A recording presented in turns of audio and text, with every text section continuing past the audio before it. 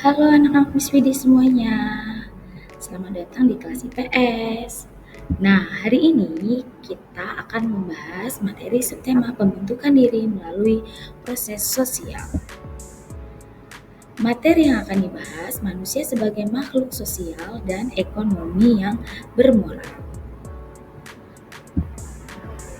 Anak-anak Miss sudah siap untuk belajarnya? Oke, manusia sebagai makhluk sosial dan ekonomi yang bermoral. Kita akan bahas yang pertama adalah manusia makhluk sosial. Manusia makhluk sosial adalah manusia yang tidak dapat memenuhi kebutuhan sendiri dan membutuhkan bantuan dari orang lain. Artinya, manusia itu tidak dapat hidup sendiri. Oke. Nah, di sini contoh aktivitas manusia sebagai makhluk sosial. Yang pertama, adanya rasa simpati dan empati. Yang kedua, gotong royong atau kerjasama. Ketiga, membantu orang lain. Keempat, saling menghormati dan menghargai. Dan yang kelima, berteman dengan orang lain. Nah, manusia sebagai makhluk ekonomi yang bermoral adalah istilahnya yang harus kalian tahu. Makhluk ekonomi itu dikenal dengan istilah homo economicus.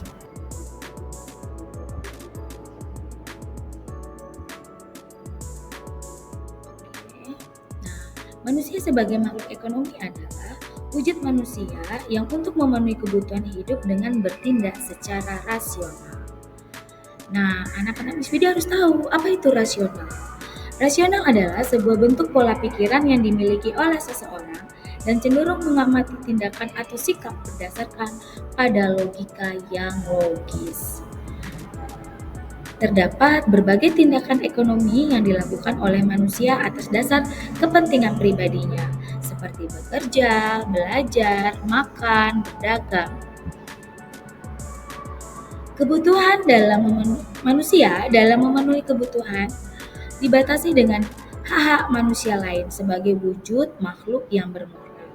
Sebagai makhluk yang bermoral, maka memiliki kemampuan untuk membedakan yang benar dan yang salah dan bertanggung jawab atas tindakannya. Nah, di sini ada beberapa contoh aktivitas manusia sebagai makhluk ekonomi, seperti pergi bekerja, berdagang, belajar, makan, dan minum, menangkap ikan, bertani atau berkebun. Kemudian, contoh aktivitas manusia sebagai makhluk ekonomi bermoral itu bisa dilihat, misalnya guru pergi ke sekolah untuk mengajar, mencerdaskan siswanya.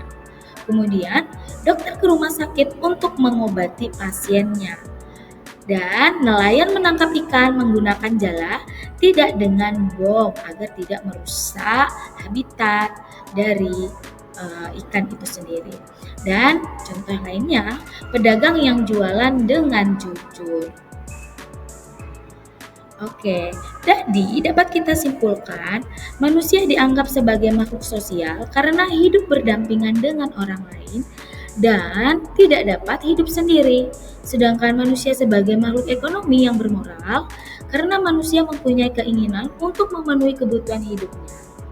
Nah, untuk memenuhi kebutuhan tersebut, manusia harus bertransaksi atau memenuhi kebutuhannya dengan bekerja sama dengan pihak lain.